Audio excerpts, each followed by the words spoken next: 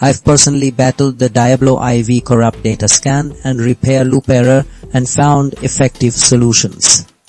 After extensive testing, I discovered several reliable methods to overcome this frustrating problem, and I am ready to share them with you now. This video will guide you to fix corrupt data scan and repair loop error in Diablo IV. First, we look at verifying game integrity. This method is vital because game files can get damaged, preventing the game from starting correctly or causing endless repair cycles. The launcher checks for missing or broken parts and replaces them, ensuring your game is complete and functional. Next, clearing the net cache is important.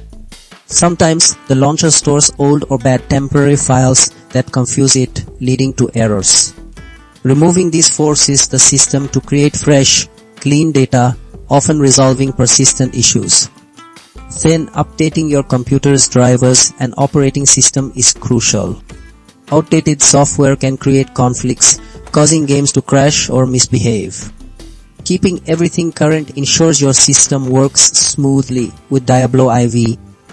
Finally, we'll refresh your network settings.